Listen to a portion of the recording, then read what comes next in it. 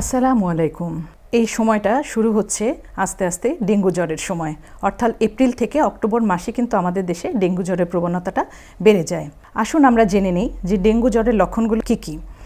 Dengue জ্বর সাধারণত 3 ধরনের হতে পারে। একটি সাধারণ ডেঙ্গু জ্বর, আরেকটি রক্তপাতজনিত ডেঙ্গু জ্বর এবং আরেকটি ধরন রয়েছে, সেটি হচ্ছে ডেঙ্গু শক সিনড্রোম বলা হয়।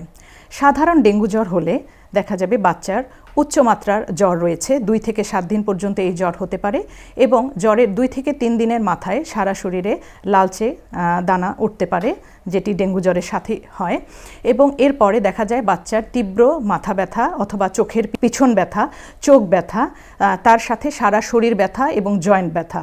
এই ধরনের লক্ষণগুলো সাধারণত ডেঙ্গু জ্বরে দেখা যায়। রক্তপাতজনিত ডেঙ্গু জ্বর যেটি রয়েছে সেটির লক্ষণগুলো হলো যে কোনো দিক দিয়ে বাচ্চার রক্তপাত হয়, অর্থাৎ দেখা যায় যে নাক দিয়ে রক্তপাত অথবা দাঁতের মাড়ি দিয়ে রক্তপাত, শরীরে চামড়ার নিচে লালচে দানা দানা, এগুলোও রক্তপাতের লক্ষণ।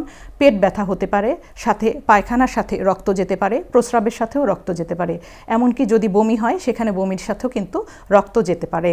এ ধরনের লক্ষণগুলো দেখলে অবশ্যই অতিরিক্ত সতর্ক থাকতে হবে এবং বিলম্ব না করে অবশ্যই নিকটস্থ শিশু চিকিৎসকের কাছে বাচ্চাকে নিয়ে যেতে হবে। আরেকটি হচ্ছে ডেঙ্গু শক সিনড্রোম, অর্থাৎ এখানে বাচ্চা কিন্তু অচেতন হয়ে যেতে পারে, তার ব্লাড প্রেশার দেখা যায় যে পাওয়া যাচ্ছে না, পালস যেটি আমরা বলি সেটি দুর্বল হয়ে পড়ে, সমস্ত শরীর ঠান্ডা হয়ে পড়ে। তো এই ধরনের লক্ষণ দেখা দিলেও অনতিবিলম্বে নিকটস্থ হাসপাতালে শিশুকে নিয়ে যেতে হবে।